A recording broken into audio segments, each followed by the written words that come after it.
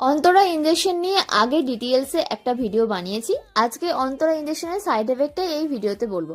High, আমি Priya, welcome to my mini vlog. আজকে আমার ফ্রাইডে ডিউটি রিলেটেড ভিডিও এই মিনি ব্লগে আমি শেয়ার করছি। তো ভিডিওটা পুরোটা দেখো, কেমন লাগলো কমেন্টে জানিও। তো সকাল সকাল আমার কমফর্ট ফুড পেঁয়াজের কলি ভাজা আর মুসুরির ডাল, আলু সেদ্ধ আর লেবু, আমার বেস্ট কমফর্ট ফুড এটা। আর তার সাথে যদি বোনাস থাকে এক্সট্রা ডিম ভাজা, আর কি বাঁচাই। আর শেষে আবার ছিল চাটনি। তো সব খাওয়া দাওয়া করে তারপরে চলে গেছিলাম সেন্টার। সবার আগে অ্যাটেন্ডেন্সে সিগনেচার করে নিলাম, তারপরে বাকি কাজ শুরু। সবার আগে আজকের র্যাকটাকে গোছানো স্টার্ট করেছিলাম, কারণ অনেকদিন থেকে মেশি হয়েছিল। আর নিয়ার বাই এক্সপায়ারি মেডিসিনগুলো সবার আগে কাছে রাখছিলাম, আর যেগুলো একটু বেশি ডেট আছে সেগুলো লাস্টের দিকে সরিয়ে রাখছিলাম, যাতে এভাবে মেডিসিনটা এক্সপায়ারও না হয় আর মেডিসিনটা ইউজও হয়। সবার আগে র্যাকটাকে গুছিয়ে নিয়ে তারপরে তো প্রায় হাঁপিয়েই গিয়েছিলাম। তো একটু জল টল খেয়ে তারপরে নেক্সট কাজ শুরু করেছিলাম।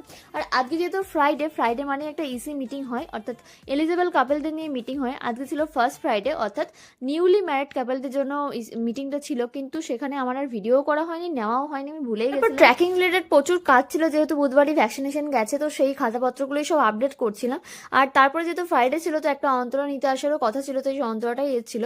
অন্তরা দেওয়ার আগে যে কাজগুলো করতে হয় সেগুলোর ফার্স্ট হচ্ছে মায়ের ওজন মাপতে হয়, আর তার সাথে বিপিটা চেক করতে হয়।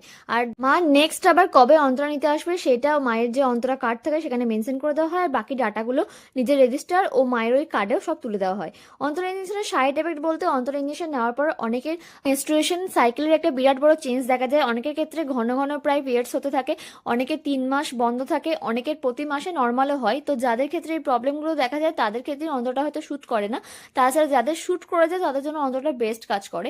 আর অন্তরা ইঞ্জেকশন নেওয়ার পর যাদের পিরিয়ডস হয় না তাদের ক্ষেত্রে তখন ওয়েটটা গেইন হতে থাকে, আর যাদের বারে বারে পিরিয়ডস হয় তখনই তাদের একটু প্রবলেম দেখা যায়। আশা করি সাইড এফেক্টটা বোঝাতে পেরেছি। এরপরেও যা কোশ্চেন থাকবে তোমরা কমেন্টে জানাতে পারো, আমি চেষ্টা করবো রিপ্লাই দেওয়ার। তো তারপরে হ্যান্ড ওয়াশ করে নিয়েছিলাম, কারণ এরপরে দিদি বানিয়ে এনেছিল সরার পিঠে, মানে অর্পিতাদি বানিয়ে নিয়েছিল সরার পিঠে। তো আমরা গল্প করতে করতে পিঠেটা খাচ্ছিলাম। পিঠেটা একটু শক্ত হয়েছিল, কারণ দিদি ফার্স্ট টাইম করেছিল, কিন্তু খেতে খুব ভালো হয়েছিল, সত্যিই খেতে ভালো হয়েছিল। আজকের মতো ডিউটি এখানেই শেষ। এবার যেতে হবে বাড়ি। বাড়ি গিয়ে প্রচুর কাজ আছে, কারণ বাড়ি গিয়ে পড়তে আসবে। তারপরে আমার বিকেলে একটু কাজ আছে, বিকেলে একটু বেরোতে হবে, তো প্রচুর কাজ। আর আমাদের সেন্টারের সামনে রাস্তা হচ্ছে বলে আমাদের সেন্টারে যাওয়ার রাস্তাটা এটা বন্ধ করে দিয়েছে। আর এত সুন্দর ভালো কাজ করা মানুষজনদেরকে কি বলে জানেন তো? আনাড়ি আনাড়ি মানুষজন। আর যেদিন আমি আর দিদি বাড়ি যাই সেদিনকে দিদিকেই স্কুটি চালানো করাই, কারণ আমি স্কুটি চালাই না। আমার ভাই পিছনে বসে থাকতে ভিউ নিতেই সব থেকে ভালো লাগে, নিজে স্কুটি চালাতে ভালো লাগে না। আর এই যে জয় বাবা পঞ্চাননের জয়। তারপর বাড়ি পৌঁছাতে 4:45। আজকের ভ্লগটা আমি এখানেই শেষ করছি। ভিডিওটা কেমন লাগলো অবশ্যই কমেন্টে জানিও। আর তোমরা এরকম ডিউটি রিলেটেড ভ্লগ দেখতে চাও নাকি মিনি ভ্লগ দেখতে চাও সেটাও কমেন্টে অবশ্যই জানিও। দেখা হবে নেক্সট কোনো ভিডিওতে। আজকের মতো টাটা।